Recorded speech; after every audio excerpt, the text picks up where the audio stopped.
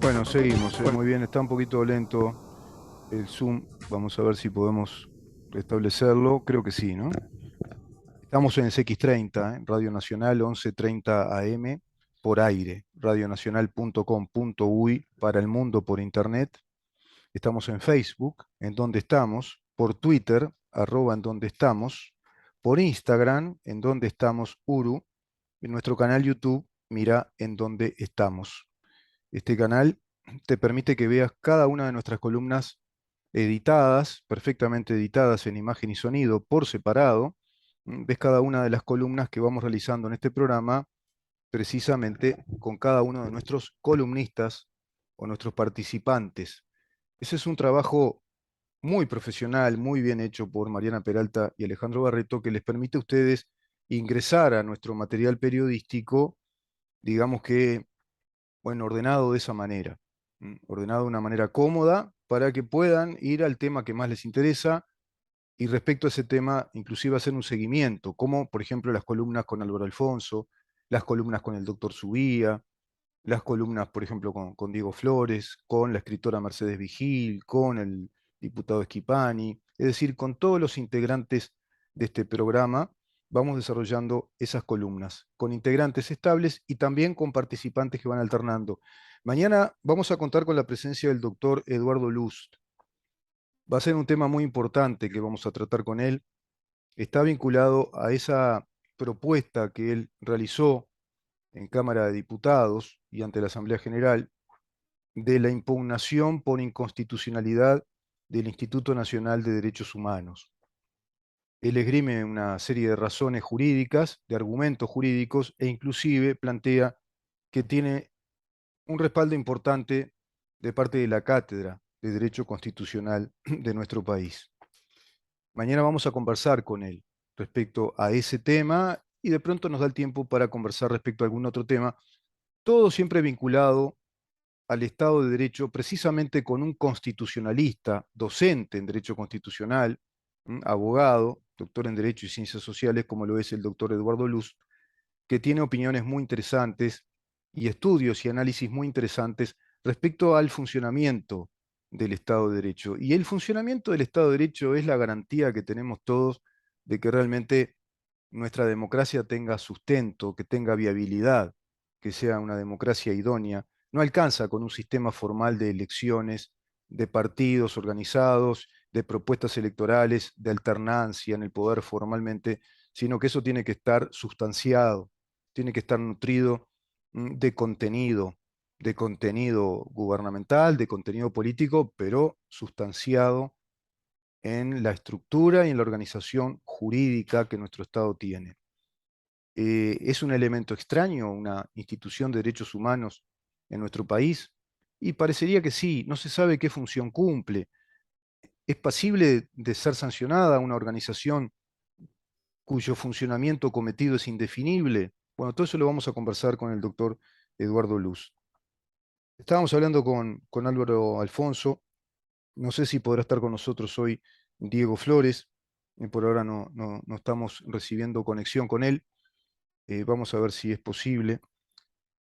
Pero veíamos un proceso complejo, políticamente complejo, que da lugar, después de un montón de hechos, de situaciones, a esa ley de caducidad. Esa ley de caducidad que fue ocurrencia de algunos juristas, que fue ocurrencia también del propio Wilson Ferreira Aldunate, de un partido nacional que no participó de aquel pacto del Club Naval, que no quiso participar, que no quiso comprometerse. En ese pacto del Club Naval se negociaron un montón de aspectos y después uno, con el diario del lunes, se da cuenta que ahí vemos una actitud, si vos querés, una conducta genética en la clase política del Uruguay. Se registra a través del tiempo y es la preocupación electoral. Es la preocupación electoral. Fíjense que en el pacto del Club Naval todo lo que se negoció fue el modo de la salida hacia la democracia, cómo se iba a ir otra vez al régimen de elecciones con los partidos políticos legitimados para postularse en esas elecciones. Todo eso fue lo negociado, el modo en cómo se salía hacia la vida democrática. Y sin embargo, no tomaron en cuenta un tema de capital importancia. ¿Qué iba a pasar con la justicia? Con hechos que eran pasibles de ser sometidos a la justicia, tanto de un lado como del otro. Terrorismo, terrorismo contra el Estado, el avance de grupos terroristas organizados, internacionalmente organizados y operando en el país, como operaban otros grupos terroristas en otros países, buscando afanosamente esa revolución socialista que derribara a nuestra república, que derribara todos los principios jurídicos de la Constitución de la República, el Estado de Derecho, la propiedad privada, el régimen de alternancia en el poder con partidos políticos, libertad de asociación, de expresión. Todo eso se iba a tirar a través de las premisas, de los paradigmas de un Estado socialista, que es lo que buscaron esos grupos terroristas, MLN, Tupamaros, todo el grupo también organizado del Partido Comunista, fundamentalmente, una organización militar muy importante, una organización de un ejército profesional clandestino, trabajando a las sombras de la vida institucional del país de aquel entonces. Esa dictadura sobreviene decantada por la fuerza de los hechos, cosas que no se dicen, necesariamente reclamada, inclusive por el sistema político en gran medida, un sistema político que no brindaba ninguna solución a aquella situación del país. Se sale de esa dictadura, un periodo oscuro del país, un periodo muy feo, pero en todo sentido feo, por aquellos terroristas que desestabilizaban el país, que mataban, torturaban, robaban, intranquilizaban escuelas, universidades, hospitales, negocios, y después un gobierno militar que al cabo de los años también se extralimitó en ciertas cosas. Viene la democracia y no se resolvió ese tema de la justicia. Claro, los militares con mucha razón decían, nosotros no vamos a someternos a la justicia como criminales. ¿Y cómo podías compatibilizar a ese ejército con la nueva vida democrática del país? Había que encontrar una solución. Era una disyuntiva sumamente importante, históricamente trascendental para el país. ¿Qué solución Uruguay le iba a dar a ese tema? A esas fuerzas armadas, al ejército nacional que había cumplido una tarea histórica por un lado y que ahora volvía a la democracia en el Uruguay. ¿Cómo se instalaba en esa democracia? Bueno, se encontró esa solución de la ley de caducidad con un Wilson Ferrer Aldunate encabezando, liderando el Partido Nacional a la altura de las circunstancias históricas, demostrando una enorme madurez política. Ese Wilson Ferrer Aldunate había llegado a una enorme madurez política y buscó con ese instrumento legal pacificar al país, inclusive, inclusive asumiendo un argumento constitucional, el artículo 85 de la Constitución de la República, que establece que a la Asamblea General le compete, en el numeral 3 dice, expedir leyes relativas a la independencia, seguridad, tranquilidad y decoro de la República. Expedir leyes relativas a la independencia, seguridad, acá es aplicable, seguridad, tranquilidad, acá es aplicable, y decoro de la República. Protección de todos los derechos individuales. Eso es lo que hace la ley de caducidad, que por la vía de la renuncia a la pretensión procesal legítimamente activa, renuncia al Estado uruguayo a esa pretensión procesal en los casos vinculados a aquella ley de seguridad nacional, a todos esos años de aquel régimen de facto, para compatibilizarlo a su vez con la amnistía general y directa que se le había dado a los terroristas contra el Estado. ¿Va quedando claro? Eso, en definitiva, ha sido la solución. Esa solución, la izquierda nacional la saca, la extirpa, después de que fue legislada en democracia por amplia mayoría, después de que la vuelve a aprobar la izquierda organizada en aquel entonces, el Frente Amplio, a través de un recurso de referéndum, pierde por goleada la propuesta de desactivar esa ley, que además es una propuesta totalmente disparatada, diletante desde el punto de vista jurídico, y a los 20 años, no cansados con esa diletancia, vuelve el soberano, el cuerpo electoral, a decirle que ratifica esa ley, con sentido común, con sentido de ciudadanía, con la necesidad de la pacificación, el decoro, la seguridad. El pueblo uruguayo le dice, esa ley está bien. Y esa ley, además, los juristas te pueden decir, desactivó la pretensión procesal irrevocablemente, concluyó esas situaciones procesales. Entonces, no hay manera de derogarla mediante una ley interpretativa. No existe el instituto jurídico que derogue una ley que plantea la renuncia a una pretensión procesal. Pero bueno, estamos en ese país y como decía Álvaro Alfonso, hoy por hoy el gobierno plantea una reforma de la previsión social con un proyecto de ley de más de 300 artículos, muy elaborado, y ya se están oponiendo.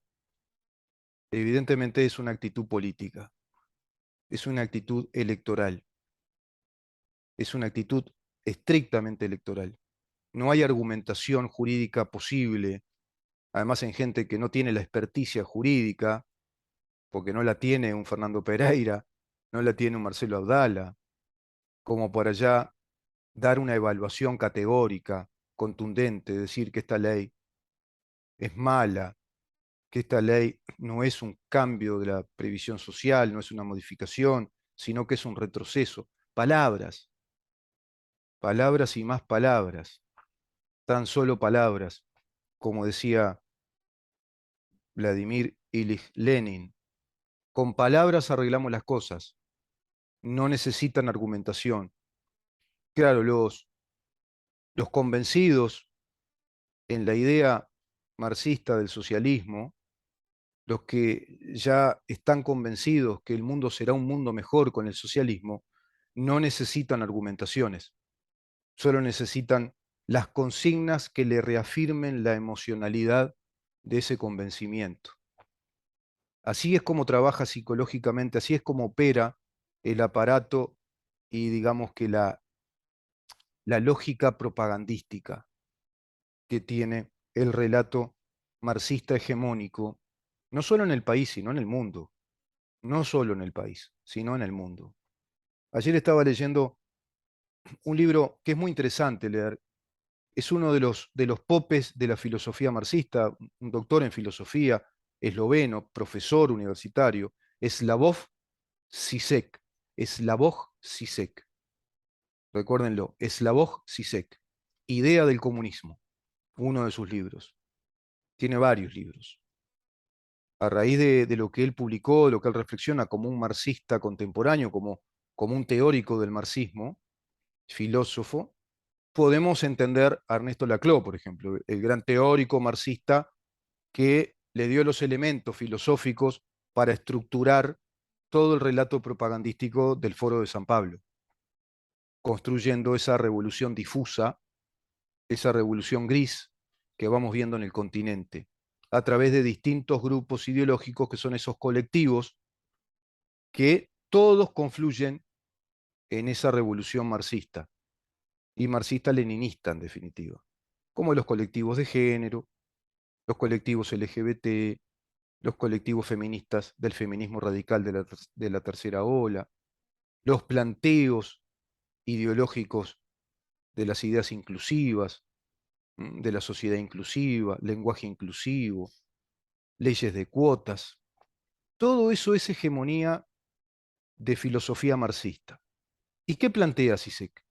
Plantea que el marxismo se tiene que ubicar y colocar como una de las teorías o de las ideas que el mundo debate, ideas de organización política, social, filosóficamente hábil, para plantear que el marxismo proviene de los absolutos.